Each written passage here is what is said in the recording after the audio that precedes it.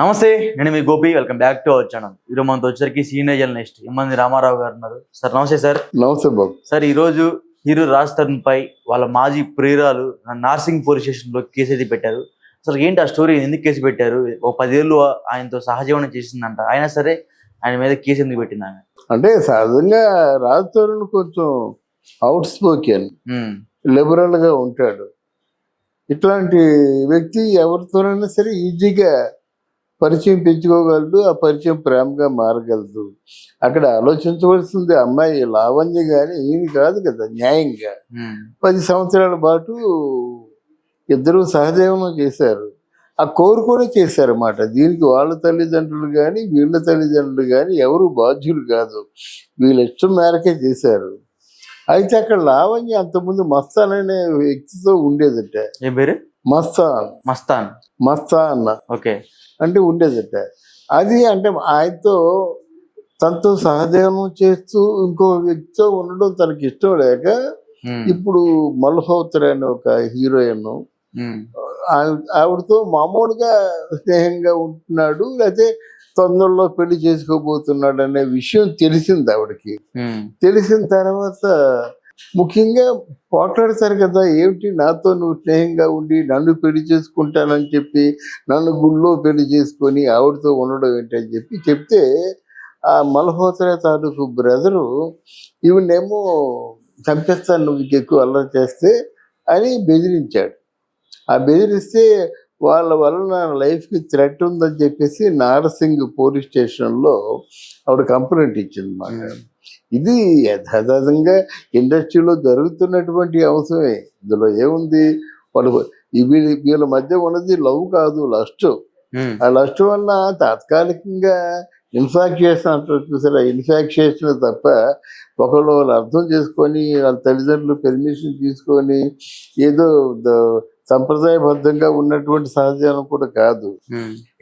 ఈయన ఒంటరిగా ఉంటున్నాడు, ఆ అమ్మాయిలు ఒంటరిగా ఉంటున్నారు, వాళ్ళ మధ్య స్నేహం చివరించింది. ఇప్పుడు కేసుల వరకు వెళ్ళింది మాట. డ్రగ్స్ కేసులో కూడా లాస్ట్ టైం లావణ్యని రాజ్ తరుణ్ పర్టికులర్ గా ఒక పోలీస్ స్టేషన్ లో ఇరికిచ్చారంట కావాలని. అసలు దాంట్లో నిజం ఎంత ఉంది? ఇప్పుడు రాజ్ తరుణ్తో ఎప్పుడైతే చెడిపోయిందో లావణ్యకు సంబంధించినటువంటి ఏ గొడవలైనా సరే దానికి కారణం రాజ్ తరుణే అంటది. పోలీసులు కేసులో అంతకుముందు ఇరికించినప్పుడు కూడా తనకు ఇప్పుడు ఇద్దరి మధ్య చెడింది కనుక రాజ్ తరుణే చేయించాడు అంటుంది. అది ఎంతవరకు నిజం అన్నది ప్రూఫ్స్ కావాలి కదా. ఇక్కడ రాజ్ తరుణ్ ఏమంటున్నాడంటే నాతో సహజీవనం చేస్తూ ఇంకొకరితో ఉండు నేను సహించలేకపోయాను, చెప్పాను, ఓపెన్గా చెప్పాను, నేను నాకు అది నచ్చదని చెప్పాను, ఆవిడ నన్ను పట్టించుకోలేదు. పట్టించుకోకపోతే అందులో నా మార్కెట్ కొంచెం డౌన్ అయినసరికి నేను ఇంట్లో ఉండేసరికి ఆ నిత్యం గొడవలు ఇవన్నీ నేను భరించలేక నేను బయటకు వచ్చేసాను. నన్ను కొంచెం బాగా ప్రేమగా చూసుకుంటున్నారు వీళ్ళు, మల్హోత్రా కానీ వాళ్ళ ఫ్యామిలీ అంతా వాళ్ళ కుటుంబంలో సొంత వ్యక్తిగా చూసుకుంటున్నారు, నా తాలూకు మంచి చెడ్డ అంతానా అని రాజ్ తరుణ్ ఆర్గ్యుమెంట్ అన్నమాట. ఈ మల్హోత్రా ఆర్గ్యుమెంట్ ఏంటంటే నేను మా ఇద్దరి మధ్య ప్రేమ తప్ప మిగతా ఏమి లేవు, మేము చాలా సంసార పక్షంగా ఉన్నాము, సంప్రదాయబద్ధంగా ఉన్నాం, మేము పెళ్లి చేసుకుందాం అనుకుంటా, పెళ్లి చేసుకుంటాం, ఆయన లేకపోతే నీ బ్రతకలేనని ఆవిడ అంటుంది. నువ్వేమైనా అనవసరంగా పిచ్చి పిచ్చిగా వాగినా ఏం చేసినప్పుడు కూడా మర్యాద దక్కదని మల్హోత్రా ఆ బ్రదర్ చెప్తున్నాడు అనమాట. మరి ఈ కేసుని పోలీసులు ఏ విధంగా ఛేదిస్తారు అన్నది కావాలి. ఇంకో విషయం ఏంటంటే డ్రగ్స్ విషయంలో లోగడ లావణ్య కూడా కేసు ఫైల్ అయ్యింది. అలాగే రాజ్ తరుణ్ కూడా డ్రగ్స్ విషయంలో ఒకసారి అంటే వాళ్ళ ఆ లిస్టులో ఉన్నవాడే.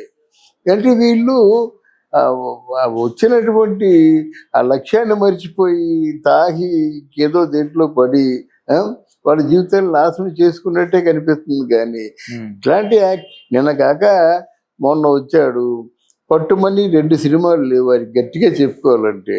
వియ్యాల జంపాలి తప్ప ఏముంది, అంత అంటే చెప్పుకోదగ్గ సినిమాలు లేవు. ఆయన తాలూకు వ్యవహార శైలి ఇలాగుంది.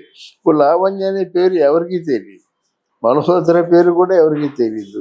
వాళ్ళు అంటే సినిమా మీద లక్ష్యం లేక వాళ్ళు వెసులుబాటుతనం అంటే ఒక మగాడి ఫ్రెండ్ కావాలి, నాకు ఒక బాయ్ ఫ్రెండ్ కావాలి అని వాళ్ళు, నాకు ఒక గర్ల్ ఫ్రెండ్ కావాలని ఈయన చేసినందుకు గాను దానికి శిక్ష ఏమిటంటే ఈరోజు పోలీసు కేసును ఇంకా పరిణామాలు కూడా చవి చూడాల్సి వస్తుందన్నమాట.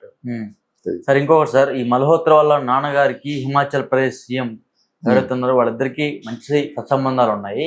మా నాన్నగారు ఒక మాట చెప్తే చాలు లావణ్యాన్ని నేను లేపేస్తారు అన్నట్టుగా కొన్ని ఆడియో క్లిప్స్ బాగా వైరల్. అదే అప్పుడు ఆ ధైర్యంతోనే మల్హోత్రా బ్రదర్ చెప్తున్నాడు, మరి చాలా గొడవలు పడతా అమ్మాయి అనవసరం డ్రాప్ అయిపో అంటున్నాడు అన్నమాట. అయితే ఆవిడ ఆ మాట అన్నం కూడా తప్పు. అంటే నీకు పూర్తిగా ఏదైనా సపోర్ట్ ఉంటే అనధికారంగా నువ్వు ఇలాగా నేరాలు చేస్తూ వెళ్ళిపోతావా? నీ సపోర్ట్ ఉందనుకోండి, ఆ సపోర్ట్ ఉన్న వాళ్ళందరూ అనధికారికంగా నేరాలు చేసుకుంటూ వెళ్ళిపోయినట్టయితే మా సామాన్యుడు ఏమైపోతాడు? నిజానికి ఇప్పుడు ప్రేమలో పడ్డాడంటే తెలివైనడు కాదు కదా. ఒక కెరీర్ కోసం వచ్చి కెరీర్ మర్చిపోయి ప్రేమలో పడ్డాడంటే అంటే ఫ్లక్చుయేషన్ అనమాట. ఇన్ఫాక్చుయేషన్ కి అది లొంగిపోయినట్టే కదా లెక్క. ఇప్పుడు అక్కడ ప్రేమలో పడిన తర్వాత ఒకసారి బ్రేకప్ అయినట్టయితే కొన్నాళ్ళు తేరుకోలేడు. అక్కడ ప్రేమలో పడి బ్రేకప్ అయిన తర్వాత టక్ పని మల్హోత్రాతో ప్రేమలో పడ్డాడంటే చాలా తేలికపాటి మనస్తత్వం అన్నమాట. లక్ష్యం ఐడియాలజీ లేనటువంటి మనస్తత్వం. ఏదో అమాయకుడు దొరికాడని చెప్పేసి ఆవిడ కూడా మల్హోత్రా కూడా కుర్రాడు మంచోడు బాగున్నాడు, హీరోగా లేకపోయినా ఏమైనా చేసుకోవచ్చు కదా. వాళ్ళ ఆలోచనలు ఎలా ఉంటాయంటే చూడడానికి బాగున్నాడు లేదా ఆయన పక్కన మన హీరోయిన్ కాకపోతే అటు ఆయన భార్యగా బాగుంటానా లేదా అని ఆలోచిస్తారు, కానీ మిగతాన్ని ఆలోచించరు కదా. ఎప్పుడు పెళ్ళయి సంసారం చేసుకుంటూ పిల్లలు పుట్టిన తర్వాత కదా ఎంత విలువైన సమయాన్ని మనం వేస్ట్ చేసుకున్నాం అనిపిస్తుంది. కానీ ఇప్పుడు వాళ్ళకి కళ్ళు కనిపించవు. ఆ కళ్ళు కనిపించకుండా వీళ్ళ దారిన వీళ్ళు వాళ్ళ దారిన వాళ్ళు వెళ్ళారు కాబట్టి ఇక పోలీస్ కేసులు ఏముంది. ఇప్పుడు ఆయనకేదో మంచి పెద్దవాళ్ళు సీఎం ఎవరో మొత్తానికి గవర్నమెంట్ లో ఉన్న అధికారితో పలుకుబడి ఉంది కనుక ఈ లావణ్య కేసుని కొట్టేస్తారు. అప్పుడు మల్హోత్రాతో పెళ్లి అయిపోతుంది. దీని ఎండింగ్ అలాగే ఉంటుంది అన్నమాట. మళ్ళీ ఎప్పుడు కేసు అవుద్ది? పొరపాటున లావణ్య కానీ ఏదైనా మందు తాగేసి ఇది ఆత్మహత్య ప్రయత్నం చేసిందనుకోండి, ఆ కేసు పెరుగుతుంది అన్నమాట. హత్య నేరం అవుతుంది అన్నమాట. ఆవిడ ఆత్మహత్య చేసుకోలేదు, రాత్రినే హత్య చేశాడు అంటే అలా ఉంటుంది అన్నమాట. అంటే మనం కేవలం చట్టం మన చేతుల్లో తీసుకొని చట్టాన్ని దొరకకుండా తప్పించుకోగలం అనేటువంటి అతి నమ్మకమే ఈ కారణానికి ఇట్లాంటి ఇష్యూలకి కారణం అవుద్ది. Okay sir, thank you sir. Thank you అమ్మా, థ్యాంక్ యూ వెరీ మచ్.